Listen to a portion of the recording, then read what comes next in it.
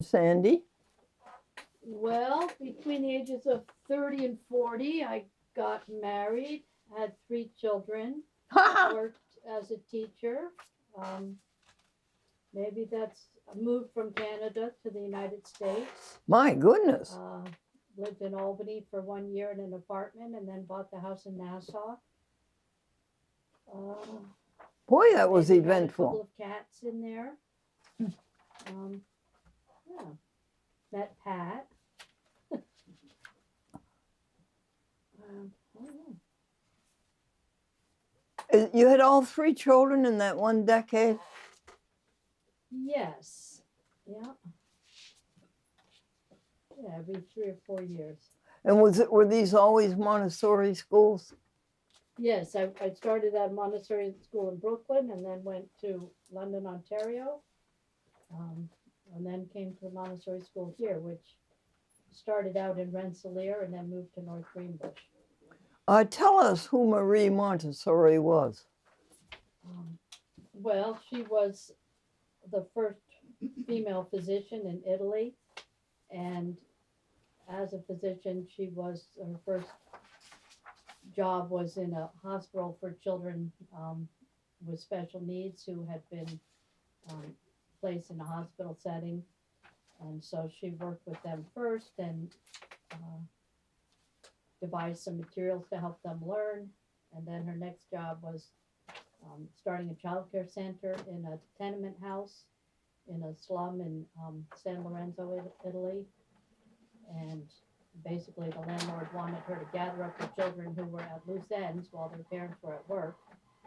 And so she did. She started a child care center for them, and her methods of education became popular, and she traveled all over the world giving lectures, and kind of gave up being a physician in favor of being an educator, and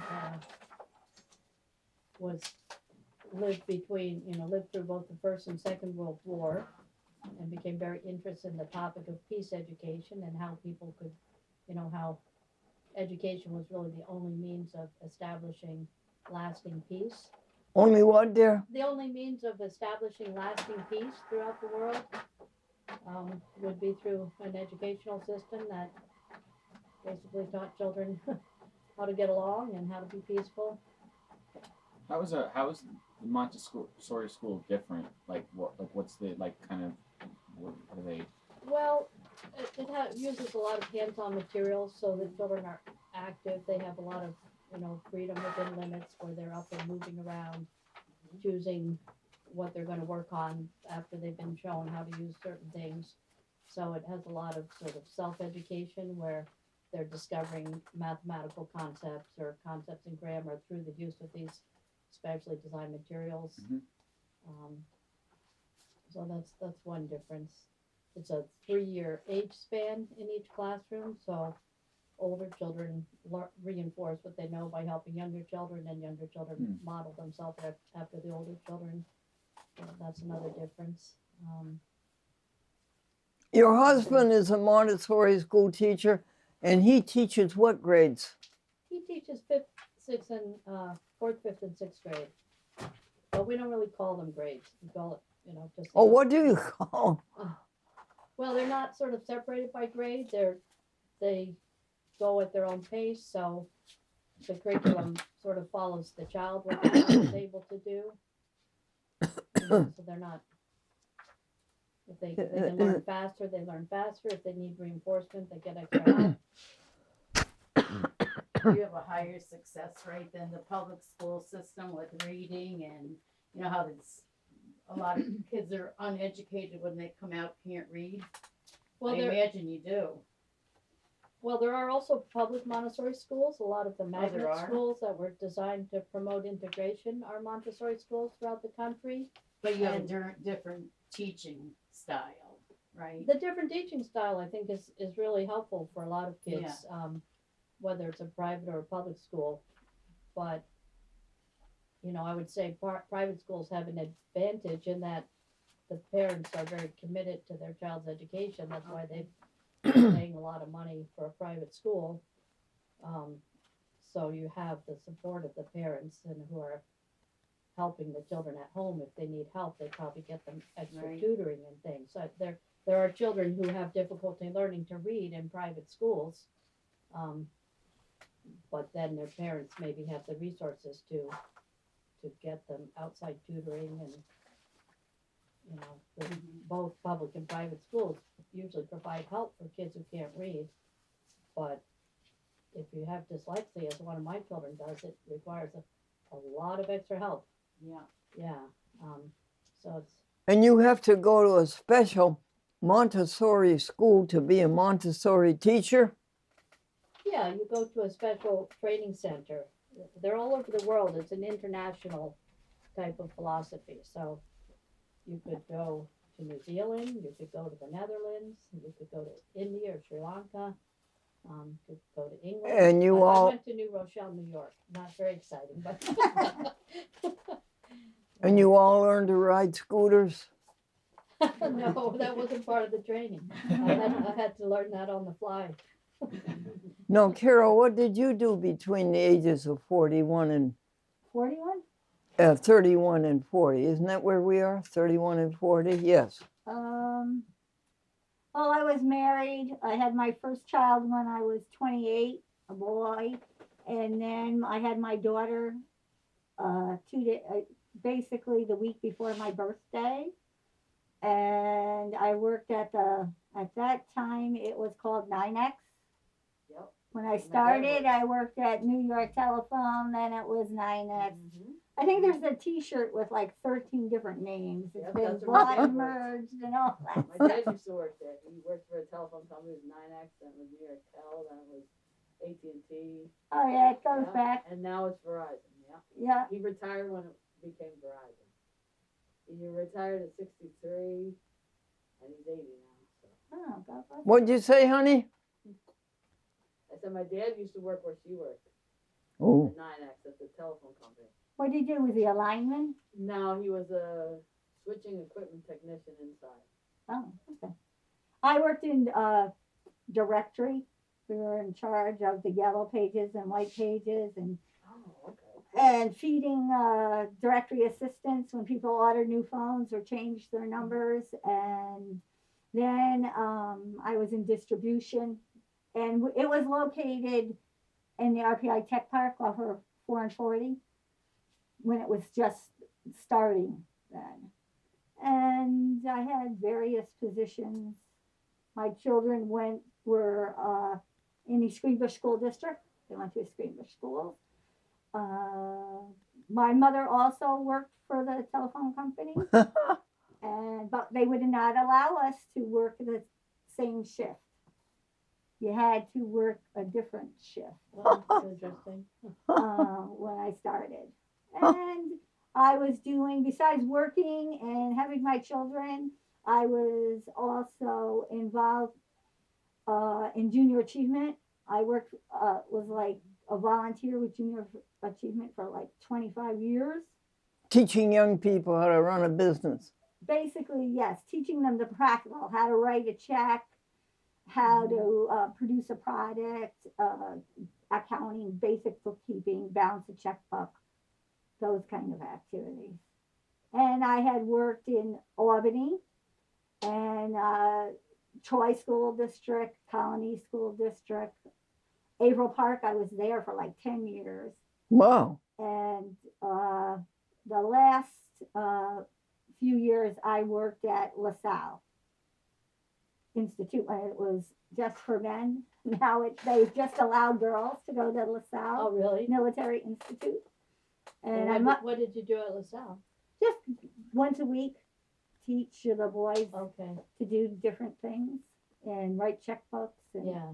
it was different because all the other, for 20 years it was always co-ed.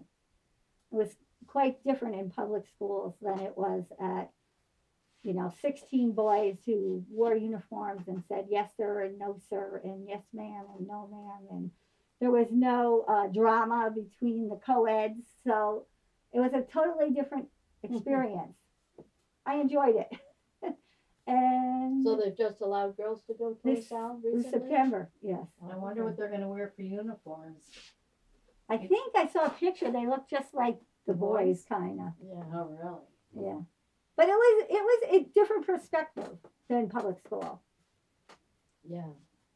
And my well, that's Quite a basic. few of my former students went to LaSalle, which I found very ironic that they would leave this peaceful hippie-ish school and go to a military school, but I guess it appealed to them. Yeah, Yeah. Speak it was up, folks. different. Speak up. Oh, Do sorry, not Linda. mumble. It was Speak. a different experience, totally. And now, Grady, Yep. you're only 32. 30, Uh, yeah, I haven't turned 32 yet. I've turned 30. You're 30, still 31, dear? Yeah. Okay, now what would you like to have happen in your decade from 31 to age That- 40? That's a tough question. I haven't thought that far. I didn't even. Would you- didn't think this far, to be honest. Would you be wanting to do what you're doing now, which is the videos and the editing and the... Yeah. No, I like what I do. I think it's a fun thing to do. And Um, would you keep up public access TV? Yeah, I would. And a lot Mhm. of people say, YouTube is the same thing as public access, but I think that the resource of public access and the fact that it can be on television, where people might be flipping through channels and might come across something as opposed to YouTube where they could search for anything. I don't know. I think that it's an interesting medium. So. Well, that's very good, Grady. And little Amy, once in love with Amy, always in love with Amy. What's the rest of those words? I don't know, But- have you heard that song, Amy? No. Yeah. I've never heard it. What is it? What are those words? I'm not sure. Amy, what would you like to be doing when you're 31 to 40? Oh God, I honestly don't know. I haven't really thought about that far yet. I haven't even turned 30 yet, so She's only 27. She's got 3 years to go. Time. yeah. Yeah. So Yeah. I mean, hopefully I'll be able to meet somebody in the future. And at 31, Glendora was on the SS Glendora, WRGB Schenectady, all over the Capital District. And it was a children's show. And it was very entertaining. A lot of mistakes were made. There were a lot of laughs. It was a different day of television when television was much cleaner than it is now and much more amiable and more concerned with helping rather than hoarding. And then Glendora went to the State University of New York at Buffalo. She was all the time searching for God, trying to find God. And so she went to the State University because she wanted to learn about the universe. And she decided the answer was somewhere in physics. And in order to do physics, she had to take a lot of mathematics. So she went to the State University of New York at Buffalo. And in the summer of 1965, she went to the Harvard University to the summer school. And she had to make out an application, and it said, "Why do you want to go to summer school?" And she put down ignorance.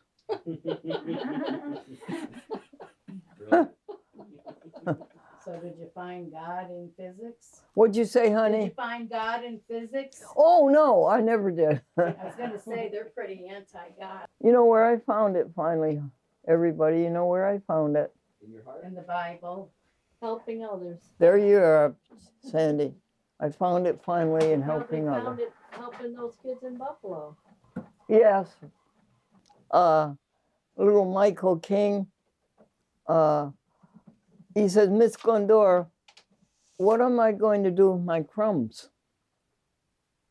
And I said, well, Michael, you could take them out and feed them to the ants.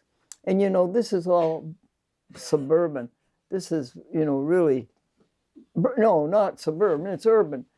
And so we found a piece of earth between the church, about 2 feet wide, and the next property over. And we did find ants. And he did feed them. He did feed him his crumbs. And I says, oh, Michael, you've done a good thing. And he said to me, I wish I could see the smiles on their faces. Yeah. And Michael, where's Michael? Hi, I'm right here. Okay, Michael, come forward closer to me, would you, dear? All right. Come closer. Now, what? You're not 31 to 40, are I'm you? 33. Now, what are we going to do? For the past 2 years, I've been making art, gardening, and trying to work through psychological trauma by myself. That's mostly it. Where would I like to be in the next several years? I like that special message that you felt the universe was telling you something to accomplish with your art. It wasn't the universe. It was Yahweh, the creator, who created the universe, who reached his hand into my chest and grabbed me and shook me and spoke to me, told me to spread the love of the creator through the creation of art. Told me I'm nothing but a servant to all that he is, but that is the most that any human being could ever hope to accomplish. I agreed. And so that's part of why I do what I do. I got to talk about I'll get this. you, It's kind honey. of fun for me to talk about. All right, there's a institute called the Gravity Research Institute. They have a theory that the universe is I made think of a that's- language, and they have they call it a quasi-crystalline language. And when it's mapped, it appears two-dimensionally as a scrolling tile mosaic pattern. They have this theory. My direct experience of Source creating the universe, speaking it and sustaining it by language, and their theory is accurate that the universe is created by a language, Mhm. and it is a scrolling tile mosaic-like language when graphed two-dimensionally. I capture glyphs of that process of Yahweh speaking, enunciating the physics and the link between form and vibration. Every form has a vibration, and so the creator's actually like vibrating God forms. speaks it into existence existence. in his vibration. And Yeah, it's yeah. so Creates. small, it's so subtle. A human could never make a microscope small enough to see it, but they've developed this theory, and their theory is accurate. One thing, they want to go deeper than God. They say this is about science. We're not talking about God. We want to go deeper than God, but beyond God, there's nothing, absolute nothingness. He's above all dimension. He's creating everything. Beyond him, nothing. Just outer darkness. And they try and separate science and God, but it's not separated. can't be It's separated. It's totally, all It's one together. thing. it's It's all one God thing. created Mhm. science and physics, and we just don't understand that. Yeah, so I try to take little, like, if you were to take a camera snapshot of this thing that's happening as he's creating, and I put it on a canvas. And so I make like little tiles, and they're each piece is like a brick in a temple. And so I could give one to everyone, and the temple would be spread across the entire earth. Each person would have a brick. So it wouldn't be just a physical building, but it would be a transcendental temple, his church, his people, whom his spirit indwells within them. And so the art's, it's And that's only a certain amount of people, right? They don't know. That's really cool. Glendora, you have the most fascinating group of people that you bring to your parties. What did the mo- Everyone has their own interesting. No, Everyone has a one interesting everyone's gone. story. Okay. What is it, dear all of Grady? your friends, they all have very interesting. Everyone does something different. Oh, Yeah, I'm curious as to how many of Glendora's friends have You have had such a like a diverse- lifelong interest in becoming close to God. Yeah, I A find. lot of them are. That's what, And it's interesting. It's like in different ways too. It's all different. That's a interesting aspect of your show and your. I wanted find out what that is now. Gina said that she had an interesting story. What was it, Gina? Oh, I mean, I've been close to God my whole life. I've been Catholic schools my whole life, but when you're Catholic, it only goes so far. They don't really teach from the Bible. So I was been trying to learn more and understand where to go and how to serve God after that. And really, you have to read the Bible. You have to read what he's written to actually be able to I think get go farther and get the Spirit of God inside you. And you've heard a lot of people have those experiences. Some people are addicts and they're totally transformed in just one instant. I was nothing like that, but all of a sudden I just felt the Spirit of God come in me, and I had a vision basically of Jesus walking along the Sea of Galilee with the apostles, and I felt totally different, like transformed. I had a hunger for the Bible that never ceased. It's like if I don't read it every day, it's like food. I'm not right. And that's when that Spirit came into me. It just gave me that hunger. And it's really indescribable. Oh, unless that's it good. happens to you. Yeah. I don't think you can deny it. God is everything there is. And since God is everything there is, we're all some of God. We're all some of God, and we're all together, shoulder to shoulder, and we all have different sets of talents, but we all work together for one reason. Do you know what it is? To move the universe forward. Look how fast forward we have gone in the past 1,000,000 years. Look at what we have. What's coming up in the spring now? Those magnificent flowers. 2:00 p.m. Those what a magnificent creation. And look at what we've created. Now,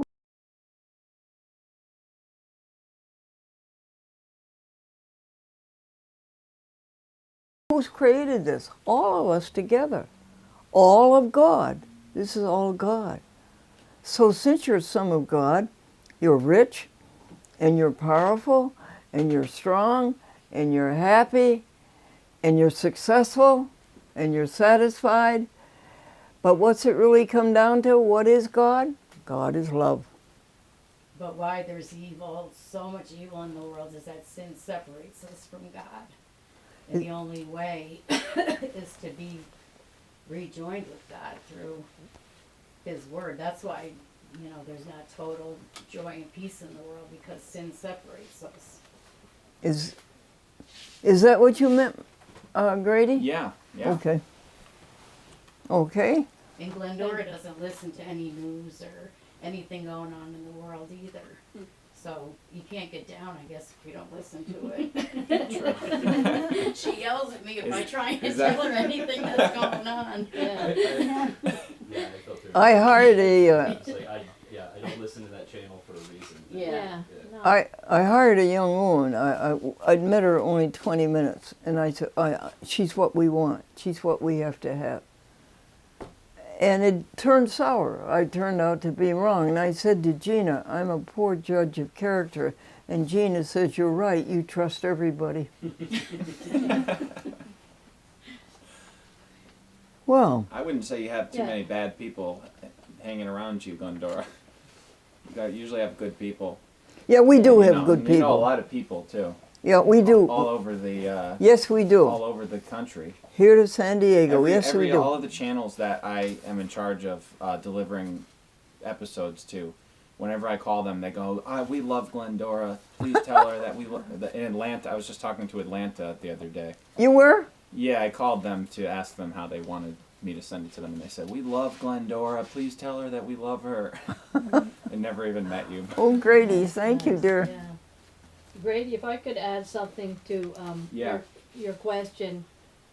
One thing that I've learned from Glendora, maybe I knew it before, but she made it sort of the forefront of my thinking, is that if you are feeling down, the quickest way to get up is to do something kind or helpful to someone else. It's an instant Yeah. mood changer. And, Right, you are, Sandy. It can be something very small. That's the Yeah. answer. That's sort of God made manifest. That's in the world answer. That's a when we big- help each other. Yeah, and that's like, you know, a theme in your in all of your episodes, Glendora, is just helping others. How the only thing that matters at the end of the day is how you treat others. And your jokes too. I mean, you're always trying to bring more positivity. Send the message of more laughter, positivity, less negativity. Did you hear the new joke? I know Sandy's heard it. Down there, you folks can hear okay? Yeah. Patty, you can hear? Yeah, I can hear. Mitch, okay. Amy, you can hear? Yeah, I'm good. A man died, he went to heaven, and St. Peter says, what makes you think you can get into heaven? And the man says, oh, back on earth I did good things. I did all kinds of good things. And St. Peter says, for instance, and the man says, well, there was this motorcycle gang, they were beating up on people, and I went over to the leader of that motorcycle gang, and I said, hey, you can't do that. And I kicked him in the shin. And St. Peter says, that's not bad. Well, how long ago did that happen? He said, 2 minutes ago.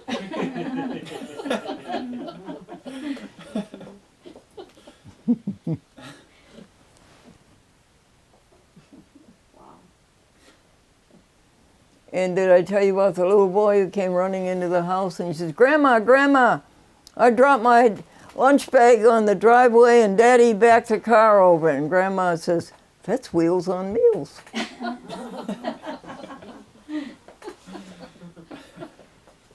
Well, this is good, folks. Now, poor Michael and poor Pat have to have a dinner. Mike ate, Michael ate. Yes, won't you take a choice and make a dinner? I had an enchilada. And are there any desserts that they can have, or ice cream, or any? Everything's out on the table, and there's ice cream Yeah. in the freezer. That's good. Why don't you try those potato salads? I think Those were everybody ate a good. whole Yeah, Yeah, everybody- we ate a lot, Glendora. It was good. Oh, good, Yeah, everybody ate good. Yeah. delicious things. Okay, well, what else should we talk about, folks?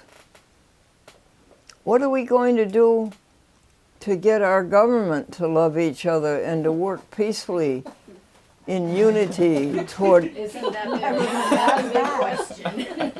I think you can pray for them. That's what I I do. think that's about and I don't mean to limit anybody, but that might be the most powerful thing that you can do is to pray for them. Yeah. Glendora, if you were to run for office, and get into our government, what would you do?